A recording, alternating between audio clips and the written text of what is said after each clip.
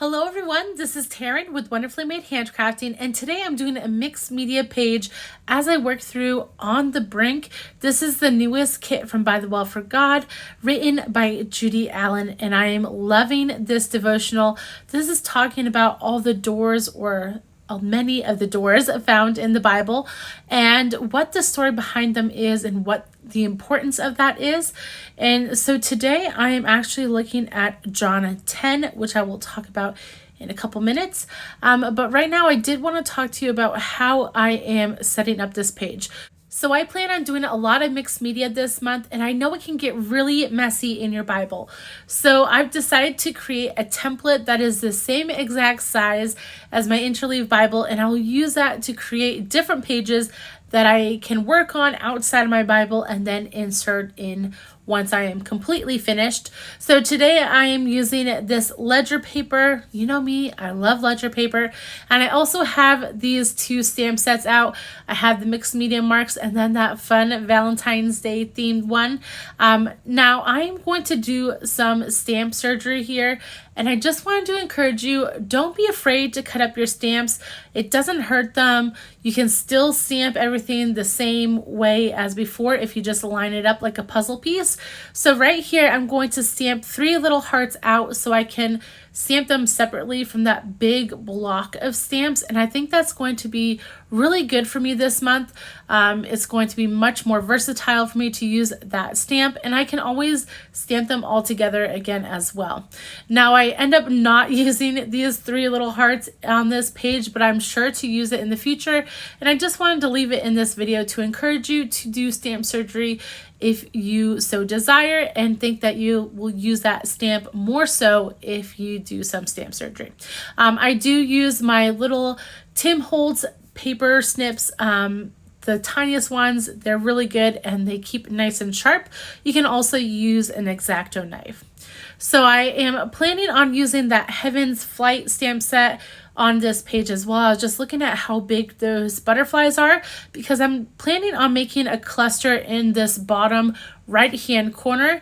You'll see me here. I have these mixed media marks. I'm making 2, and I've also cut out that little frame that is a Tim Holtz Impresslit. I actually used that last month as well, but this is like my favorite die set. It cuts it out and embosses it at the same time. And I'm so sad that Sizzix has stopped making them. I'm not sure exactly why, but I hope they bring back something similar because I really liked the Impresslits. So I am embossing this little piece of mixed media marks on both sides. It's going to help it stand out when I do sprays and fountain pen inks. And you can also do this with some, Versa Mark ink and make it clear, but I just didn't know with how busy this page was with the ledger paper. Also, you'll see that little grease mark. I think I had done some wax seals on this non-stick mat, and I think I had left some candle wax maybe on it because that's there. But luckily, that frame will hide that. So this right here is a brand new Ferris wheel press ink. It is actually releasing February 2nd, and it is called the Sherry Sonata, and it is a nice, rich, warm, velvety and magenta berry kind of color. Now it does dry a little bit more pink, and I'm just using my paintbrush to get this on the page. That is something that is awesome about fountain pen ink, is that it doesn't just have to be for fountain pens. You can use dip pens, you can paint with it, you can draw with them. It's so fun to use them in all the different ways. So you'll see here when it dries, it becomes this beautiful pink. And I am also using a little bit of Lindy's Magicals as well. This is in the color Papa Pink. I love their names. So that's going to add a little bit of a peachy, orangey look to the background. So the Sherry Sonata color doesn't have any shimmer or sheen to it, but this Lindy's Magicals will definitely bring a bunch of shimmer to this page. And what I love about doing mixed media is that you can always add layer upon layer, and a lot of times you can lift some of that color as well. Right here you see me dry it with a heat tool. Now I did show you really sped up how long it takes to dry because I put a lot of ink down. However, you can also blot some of that up with a towel or a napkin.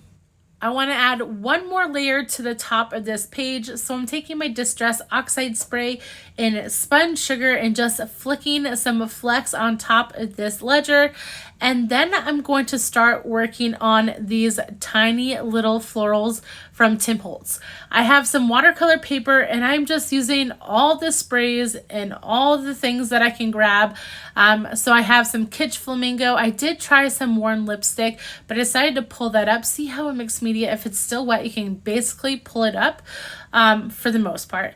And then I'm adding that Lindy's Magicals again, and I'm just going to town. I have these Distress Mica stains, so I have the colors Sugary Gumdrop and also Winterberry that I'm using, and I'm just trying to add some layers. These are going to be heavily pink florals and greenery for the little accents of this frame. I also wanted to mention that that frame, it is some black alcohol ink. It is the blackest of black. I love it. It has this nice, almost velvety texture. It's really good, guys. I actually have never used it, so this is my first time using it. And it didn't emboss as easy as other papers because it is like a plastic, but it did fairly well. So here I'm adding a little bit more of that fountain pen ink, kind of taking over the orangey look.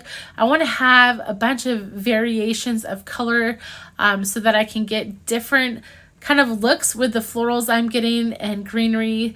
I will cut these all out on my Big Shot machine and piece them all together. However, that is a super long process. These tiny little flowers are definitely worth it, but they do take a good amount of time. So I'm not going to make you watch that whole process. But I did want to talk to you about our verses today in John 10. So the main verse that I'm looking at today is John 10:9. However, I wanted to read a little bit of a chunk of the passage to you so that we really understand the context. And it says, "Truly, truly, I say to you, he who does not enter the sheepfold by the door, but climbs in by another way, that man is a thief and a robber. But he who enters by the door is the shepherd of the sheep. To him the gatekeeper opens. The sheep hear his voice, and he calls his own sheep by name and leads them out. When he has brought out all his own, he goes before them, and the sheep follow him, for they know his voice. A stranger they will not follow, but they will flee from him, for they do not know the voice of strangers." This figure of speech Jesus used with them, but they did not understand what he was saying to them. So Jesus again said to them, "Truly, truly, I say to you, I am the door of the sheep. All who came before me are thieves and robbers, but the sheep did not listen to them. I am the door. If anyone enters by me, he will be saved and will go in and out and find pasture. The thief comes only to steal and kill and destroy. I came that they may have life and have it abundantly. I am the good shepherd. The good shepherd lays down his life for the sheep." So a couple of thoughts about this passage. One being that in biblical times, the shepherds would actually have names for each of their sheep. I know some people do the same in, nowadays, but that was a big thing in biblical times, and the sheep would know their shepherd's voice. And there was a cool story that David Guzik talked about in one of his commentaries. He says, during World War I, some soldiers tried to steal a flock of sheep from a hillside near Jerusalem. The sleeping shepherd awoke to find his flock being driven off. He couldn't recapture them by force, so he called out to his flock with his distinctive call. The sheep listened and returned to their rightful owner. The soldiers couldn't stop the sheep from returning to their shepherd's voice. And how cool is that, that the sheep returned to their shepherd's voice, so they know his voice. The main part of this passage that I really wanted to touch on, though, was that these shepherds would have pens in the middle of the pasture that they would bring their sheep to at night. And each night, the shepherd would bring his flock into this little pen, and then there'd only be one way in, one way out, but there was no literal door. So the shepherd would lay down in that space where he, had the sheep enter, and he was the door. So I didn't really know that beforehand, that the shepherds were the door. They would protect the sheep, keep all the sheep in, and keep everything like wolves out. So now when I read that passage, I have a better visual interpretation about what he is saying when he says, I am the door. He's the one that's protecting and keeping his flock safe and keeping those that are trying to harm his flock out. And he is also clearly the door of salvation, the only way to be saved. So I did write that simple little part of scripture on some vellum. I actually just sent the vellum through my typewriter, and then I propped up that frame on some foam tape. That gives that vellum a little bit more of a muted look. Now, as I was talking about the scripture, I did use some of that foundry wax that just heat sets on the frame. And now I am stamping some of those butterflies on some vellum as well. I am using some embossing. This is just clear embossing over Versa fine ink. I'm going to fussy cut those out, and then I'm going to break out some acrylic paint. So I got this at Walmart, cheap, 58 cents maybe, and I am just doing this on the back side so you can see through. It makes it much better than trying to paint in the lines. And this way, if it's a little messy outside the lines, no one's really going to know.